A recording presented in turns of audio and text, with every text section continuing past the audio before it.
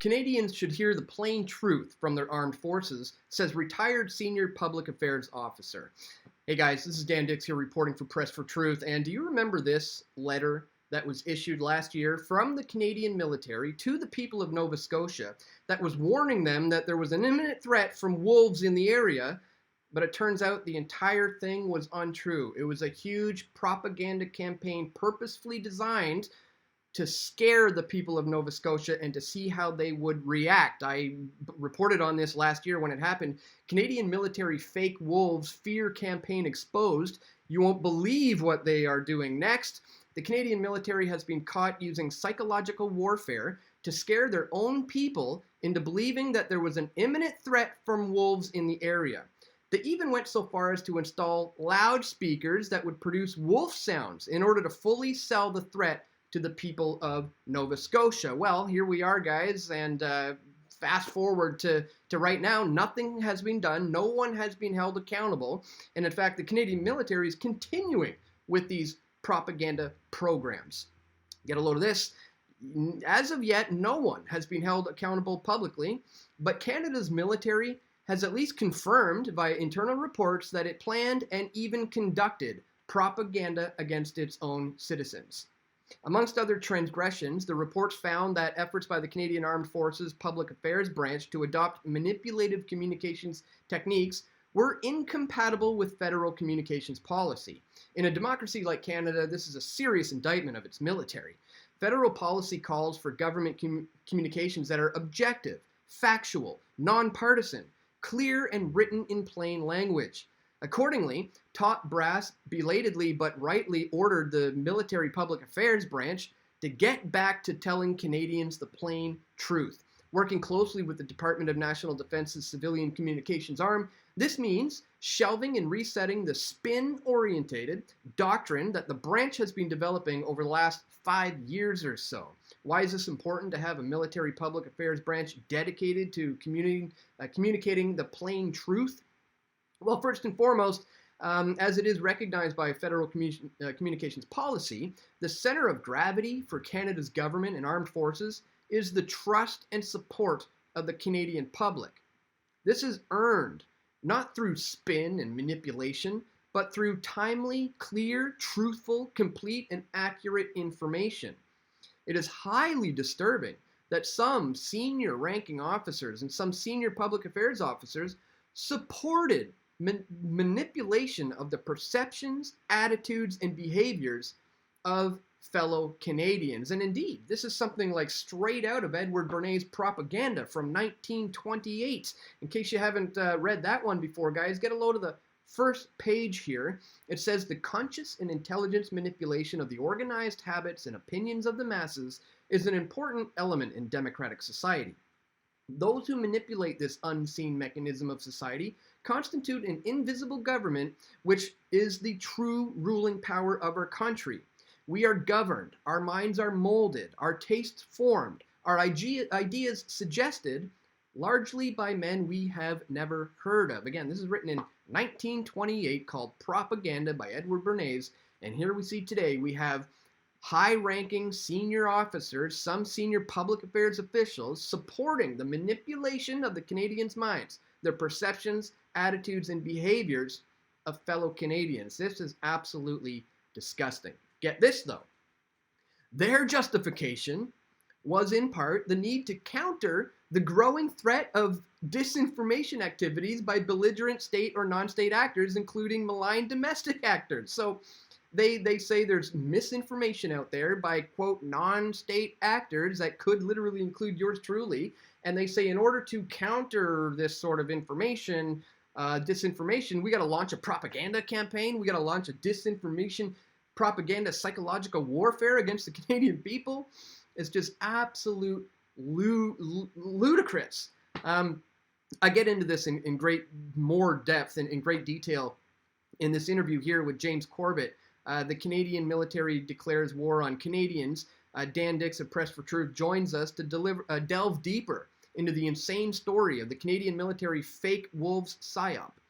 We go beyond the ludicrous story of the government using fake wolves to scare the public to discover that the Canadian military is now openly announcing that they are targeting the Canadian public themselves with their newly weaponized Public Affairs Department. The Canadian military has declared war on Canada. Will Canadians even notice? And that is a good question. Will they notice? This whole thing seems to have been gone by fairly unnoticed. And there's something else I wanted to bring to your attention today, guys, of the utmost importance. I think it will largely go unnoticed by those in the field of independent media here in Canada. But this is something that caught my eye today that I think is very, very important to pay attention to moving forward. Judge gives Canada's spy agency the go-ahead to use new overseas investigative powers. For the first time, a federal judge has expressly granted Canada's spy agency warrants to operate abroad, even if it means breaking another country's laws. Federal Court Justice Simon Noel authorized warrants for Canadian Security Intelligence Service 5 months ago, but public reasons for the top secret decision were issued only this week. The extraterritorial warrants powers allows CSIS to carry out specific investigations in other countries, either directly or with the assistance of foreign partners concerning threats to the security of Canada. Now, here's where I have a huge problem with that, ladies and gentlemen. Let's start here. If you go to my website, pressfortruth.ca, and you do a search for, let's do a search for the words terror plot.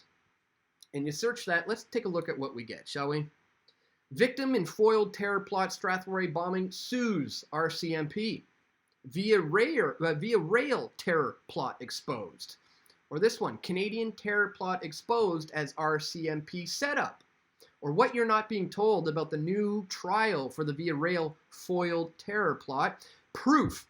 CSIS and the RCMP are the real terrorists. Canada Day bomb plot exposed. We see here the Strathroy bomber, another foiled terror plot. Canadian foiled terror plot in the intelligence community. I put this one out. The truth about right-wing extremism and the coming new wave of global terrorism. Proof Canada is importing terror. Edmonton attack exposed. Breaking. Terrorist cell exposed as Canadian government operation. Guys, are you seeing a little bit of a theme here? I've been covering this for quite some time, guys. The fact that CSIS and the RCMP have been the ones responsible for all these so-called terror plots across this country, whether it be the Toronto 18, whether it be the Strathroy bomber, the Via Rail, the Canada Day bomber. In all these circumstances, you find that they had informants, they had undercovers, but not just that.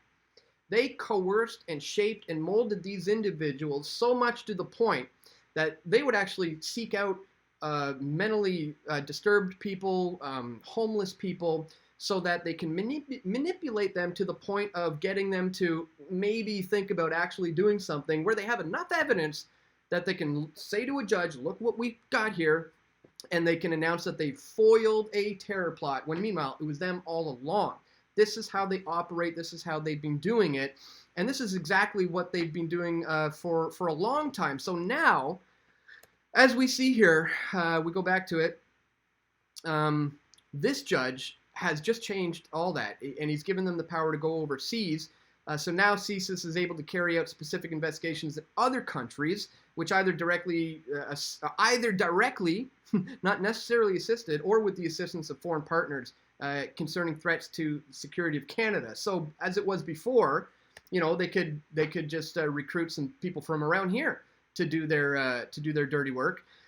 Now CSIS can go to just about any country and bring back just about anybody they want to label as a terrorist and have them do God knows what in this country. Guys, this is a plan to manipulate the fear state of the Canadian people into accepting any kind of a solution that the government would offer in order to keep you safe. That's why they're doing this psychological operation in Nova Scotia, trying to gauge the reaction of the people. And again, in their own words, this is all part of countering a disinformation campaign by using propaganda. I mean, guys, this is just absolutely ludicrous. So I wanted to bring that to your attention because we can't trust them. We can't trust the Canadian government right now. We can't trust CSIS And we certainly can't trust the military. I mean, we know about the sex scandals coming out. Did you hear about this, guys? Military sexual misconduct class action claims are up now 170% over the last 6 months. The number of military sexual misconduct class action claims have jumped by 170% since late December 2020, amid a reckoning of over-abuse of power and toxic culture in the Canadian forces. More than 600 new claims have been submitted just in the past month. But there are now growing concerns that the process is blindsiding some who have come forward to share trauma of their experience. We've seen a significant increase in the number of claims that have been received in the past 6 months. We've encouraged all survivors to come forward and make a claim through the confidential and non-adversarial claims process. It says down here, there was a $900 million class action lawsuit that was settled back in 2019 and opened to claims from survivors and victims of military sexual misconduct on May 25th, 2020, and it received 2,729 claims by late December 2020.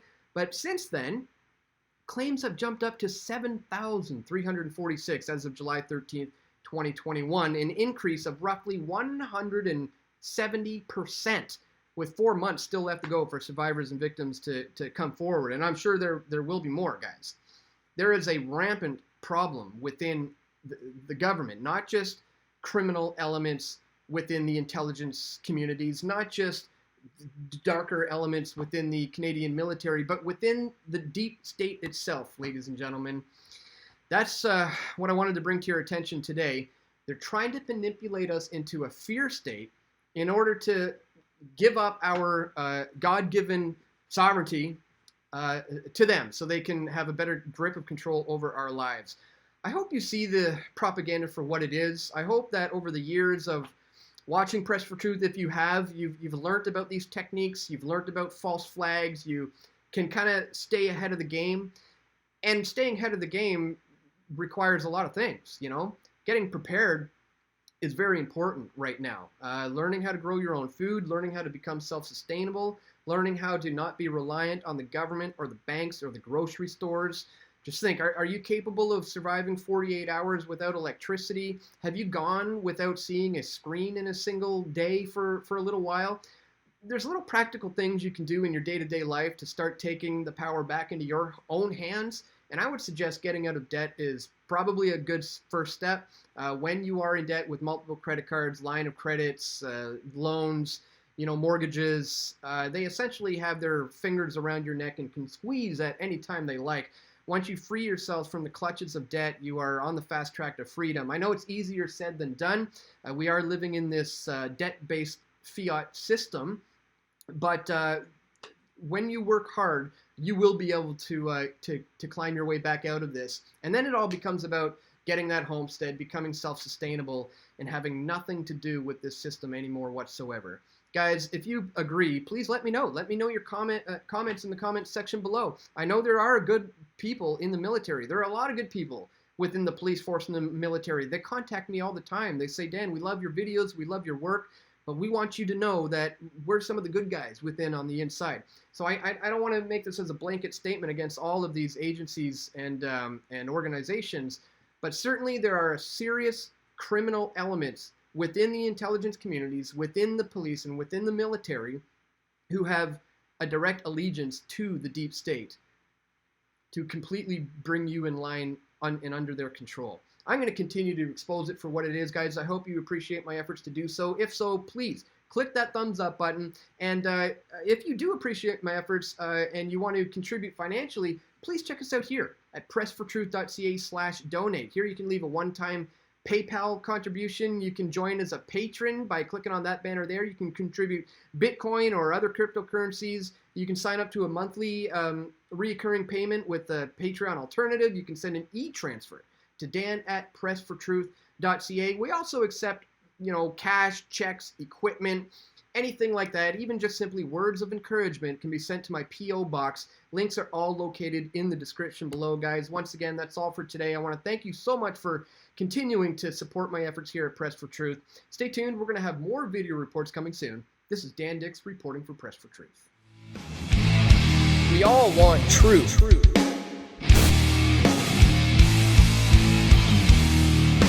The truth will set you free.